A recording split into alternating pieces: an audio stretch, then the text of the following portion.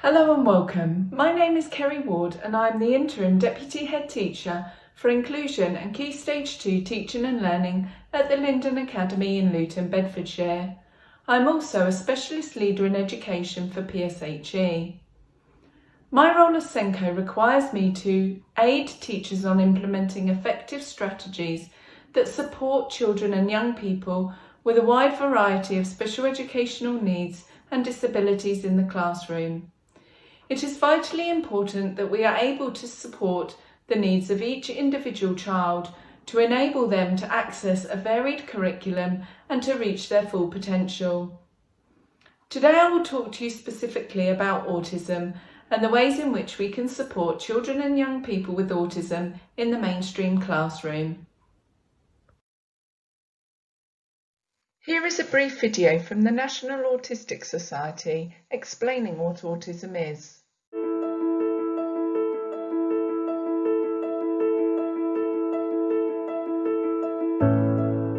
Autism is a lifelong disability which affects how people, like me, communicate and interact with the world.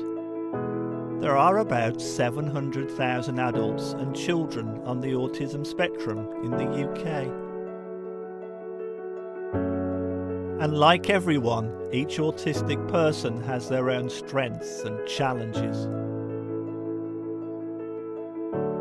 But all of us have difficulties with communicating and interacting with other people.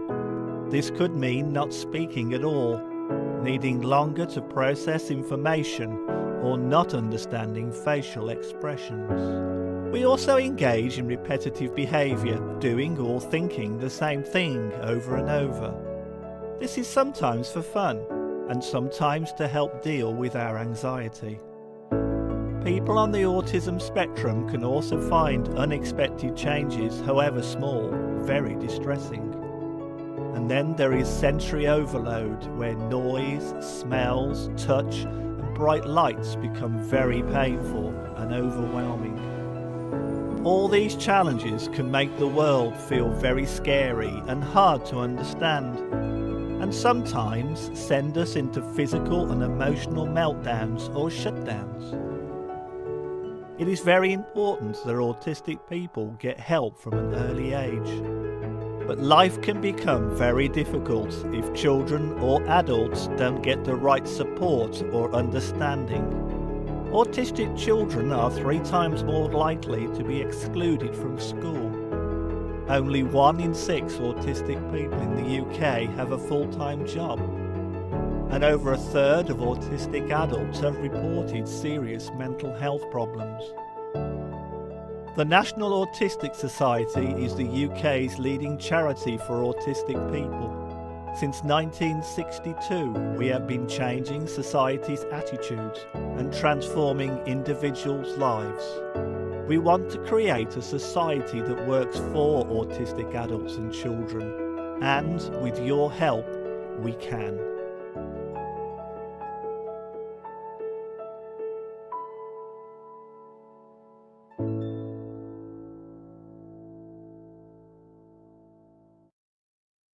Autism is a spectrum condition, and this means there is a wide variation in the type and severity of symptoms people experience.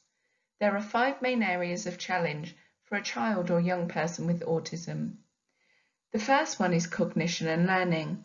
Children and young people with autism can have difficulties with memory and organisation skills. They may struggle to understand and use basic skills in maths and English and struggle to understand new concepts. Often these children can present with processing delays, whereby there is a delay in their ability to process verbal or written language, resulting in them learning at a slower pace than their peers. Facts, ideas and questions can often be delayed, if not lost completely, from language to thought and vice versa. Secondly, social skills. Children may experience difficulties and challenges with social communication and interaction, displaying difficulties with emotional and social development, immature social skills, and difficulty making and sustaining good friendships. Children and young people may become withdrawn and isolated, or display distress, disruptive behaviour, or have meltdowns. Speech and language and communication is also an issue for children with autism. Children and young people may have difficulty taking part in conversations, either because they find it hard to understand what others are saying or meaning, or because they have problems with fluency of speech and sound production. Sensory processing. Autistic children and young people have difficulty making sense of the world and may be easily distracted by certain stimuli, such as noise, bright lights, or strong smells. They will often have problems with changes to their routine. They may be hypo or hypersensitive to noise, sight, smell, and touch. And finally, fine and gross motor skills. Physical needs can be wide-ranging with children and young people with autism. They may have fine or gross motor skill difficulties, such as difficulties with pencil grip, balance, and awareness of personal space. In the classroom, these difficulties can present themselves in different ways, such as repetitive and restrictive behaviours such as rocking, hand flapping, and self-stimulation. Display sensory difficulties, not liking loud noises, bright lights, or labels in their clothes. They may have highly focused interests and hobbies such as cars, balls, and World War II, which distract from or interrupt learning. They may show extreme anxieties, particularly in times of change and unknowing. They may have meltdowns and shutdowns, sometimes seemingly because of nothing, but often caused by something which they are unable to communicate effectively. The National Autistic Society explained that inclusion is about the quality of a child's experience, how a child develops his or her skills, participates in the life of the school, and learns and plays with children from a range of backgrounds. They explain that many children with autism can be supported to play a full role in mainstream schools. However, many are unequipped to provide the support that autistic children need. A classroom which is not suitable for an autistic child can hugely disadvantage those with the condition. Most notably, it can cause them difficulty with engaging in learning activities and coping with daily life. This is why, as a teacher, it's crucial to develop an awareness of the difficulties and implications of autism, and to adopt effective learning styles and strategies. Effectively supporting these children in the classroom can enable them to take part in learning and provide better opportunities for their future. I will now talk to you about some of the strategies that can be implemented in your classrooms to support children and young people with autism. Children with autism can often display difficulties with information processing. Teachers often show a misunderstanding of these processing difficulties through behaviours such as repeatedly asking a child or young person the same question and expressing impatience when they're not getting the right answer. These behaviours from the teacher can result in disengagement or undesirable behaviours from the child or young person. Some strategies that can be implemented to support with this can include the following. Time. Give time to the young person. Give time needed to process the information or question before expecting a response. Providing strategies which help the student to get that extra time needed can include things such as asking them to repeat the question so that they show an understanding of what is being asked, holding up a thinking finger which indicates to the adult that they have heard the question and they are thinking of what to say for the response, or getting the child to ask for a few seconds to think about the answer, again so that the adult knows the child has heard the question and they are needing some extra time to process that. The use of recording devices such as sound buttons and dictaphones. These enable a child or young person to replay the information or question. These can also be very useful when, during writing activities, the child can dictate what they want to say and replay it over and over again in order for them to be successfully able to write it down.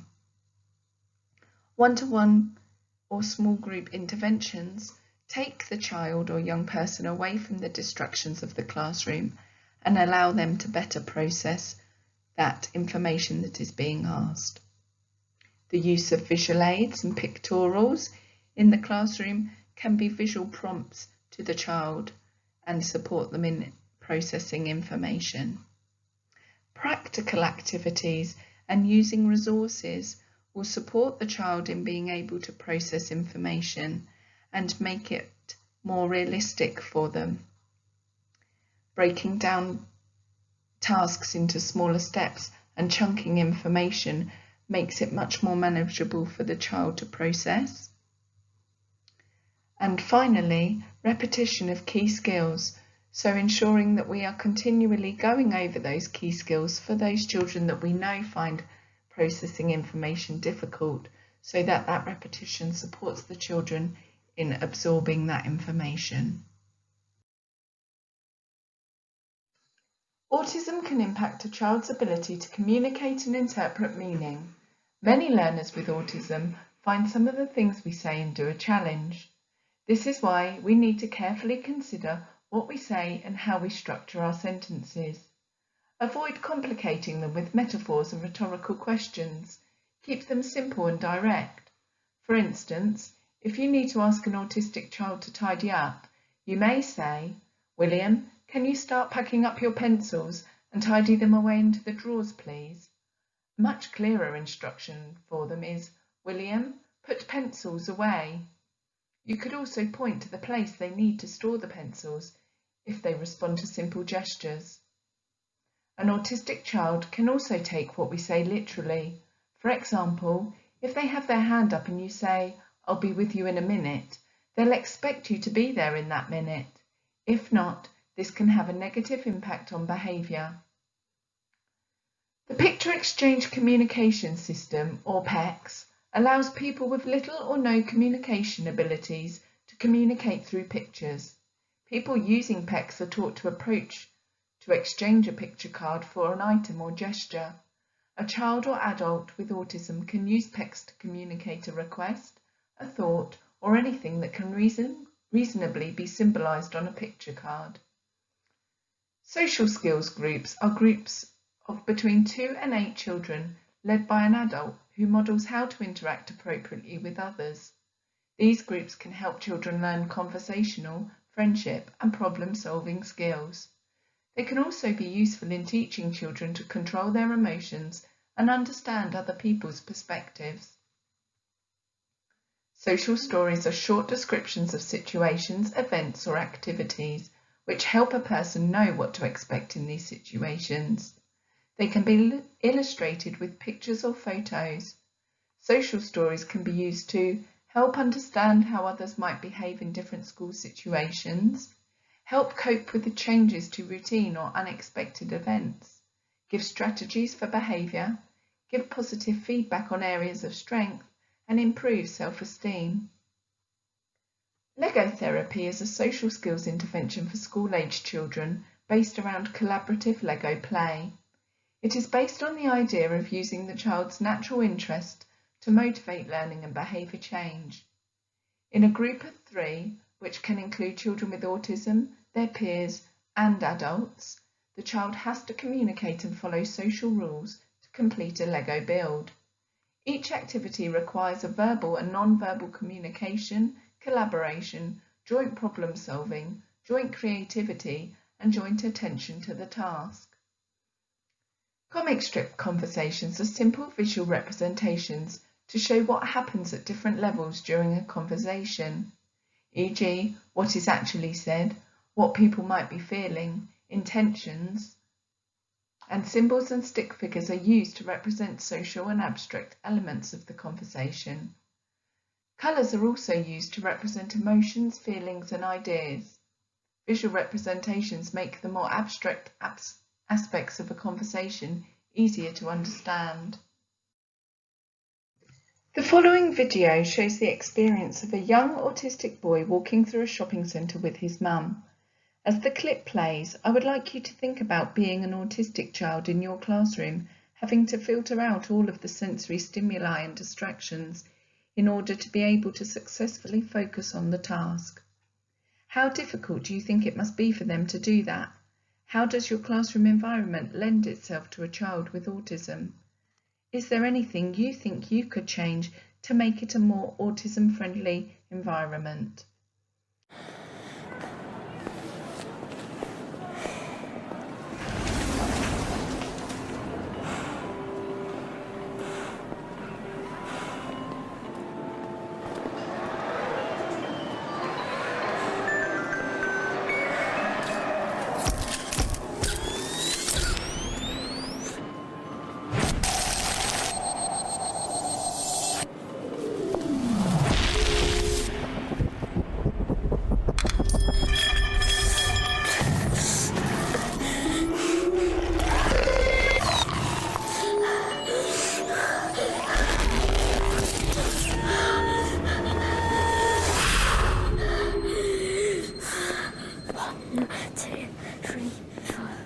Six, 7, 8, 9.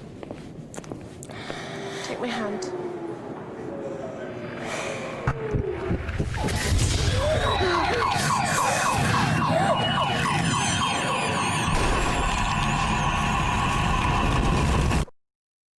Many learners with autism have difficulties in the area of sensory processing, which can cause them to have intense positive or negative reactions to sensory stimulation. Being mindful of what difficulties an individual experiences can help you provide the best support for them in your classroom and make any changes where necessary. A simple step you can take is to learn what the individual sensitivities are and making the classroom environment less overwhelming for that child by removing or reducing stimuli that causes the anxiety. Children with autism require consistent tactile stimulation throughout their school day. For example, the use of weighted lap pads, fidget toys and sandpaper under their work can reduce potentially disruptive sensory-seeking behaviours. Learners with autism who are sight and sound over-responders may be distracted by classroom stimuli such as fluorescent lights that buzz or flash, an overabundance of colours in the classroom, noise from fans or air conditioners, and the noises from others in the corridor. Environmental changes in the classroom may be needed to eliminate noise and visual distraction. Children with autism may work best on a one-to-one basis rather than in groups, as the opportunity for visual and auditory distraction can be minimised. The vestibular system is located in the inner ear, and it allows individuals to successfully regulate posture, balance and eye movement. Children who are over-responsive to vestibular input tend to be clumsy, have motor difficulties, low muscle tone and low levels of energy. It is important to provide over-responsive vestibular learners with secure seating in the classroom, given their difficulties with balance, and to consider the space within the classroom to ensure they can move around safely. Those who are under-responsive to vestibular input require regular opportunities for physical exercise and stimulation. Daily routines and classroom accommodations may include sensory motor breaks or movement breaks to improve attention spans, social skills and work performance. These can be built into the daily physical activities that all children should be getting. These adaptations provide the sensory responsive environment necessary for children with autism to learn in an engaging and inclusive classroom. The world is often a confusing and anxiety-inducing place for autistic children. This is why they find great comfort in a predictable and stable routine. Fortunately, the structured nature of school is perfect for this, but you need to find a way to make their daily routine clear to them. Creating a visual timetable is an effective and widely used method for doing so. This involves placing images and simple words on a timetable in chronological order to describe the activities and transitions in the child's day. Having this visual aid gives the child a sense of security while also acting as a reminder for those who support them. Changes are often unavoidable and even necessary in school, but the good news is that you can alleviate the anxiety they induce by preparing the autistic child beforehand. For example, if you're planning to change classrooms in a week, Take the child to view it in a few days in advance. Show and give them pictures of it for them to look at until the day of the change. Attaching some predictability to an unexpected task in this way can help it feel less daunting for the child and give them time to mentally adjust. A visual timetable which is discussed each morning can really support a child with ASD. This can be broken down into a personalised timetable for an individual, whereby they have visuals showing now and next to provide further reassurance. Remember, everyone is different. Autism is a spectrum condition, and although individuals can share common characteristics and traits, it's important to remember that everyone is different. Strategies and support that works for one person does not always work for another. It's important to spend time working with the individual and other staff involved with them to discuss their individual personal needs. Incorporate individual interests into your lessons. Many people with autism have an obsessional interest.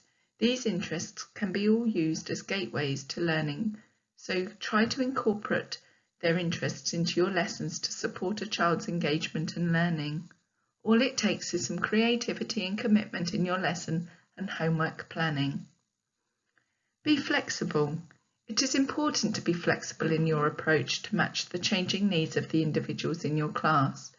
Be prepared to change your seating plan or order of lessons to support a child or young person who has come into the classroom dysregulated or anxious. However, also consider that changes in routine and structure can cause anxiety and distress for children and young people with autism. Ensure the use of a visual timetable to support this need. It can be the difference between a successful and very unsuccessful transition. Be comfortable with your own knowledge. Teaching an autistic child can be hard work. It's important to learn how to bounce back from these difficult days. Building a relationship with autistic children is not something that happens overnight. It takes time, dedication and patience. Every mistake you make is valuable feedback for figuring out what works. Attend training courses or read about autism to develop a better understanding of the barriers to learning these learners come up against and strategies which can support them in accessing the curriculum and learning alongside their peers. Be inclusive. Consider your curriculum overall and whether the options available are inclusive to SEND learners and all learners within the classroom. Work alongside parents and carers. To fully support the child in and out of school, you should therefore coordinate and share knowledge with parents and carers. They are the true experts of their children. Together you can plan interventions that have worked at home or in school for the child and can integrate these into your routine. Building a relationship not only benefits the autistic child, but also helps the parents and carers feel at ease about their child's education and builds their confidence in the school's ability to support their child. Thank you for listening. I hope that you have identified some strategies that you will be able to implement in your classroom to support the children and young people with autism that you teach. Please remember that no two autistic children are the same, and what works for one may not work for another. Experiment, persevere, but most of all, enjoy playing a role in supporting and developing the lives of the wonderful children that we encounter in the classroom.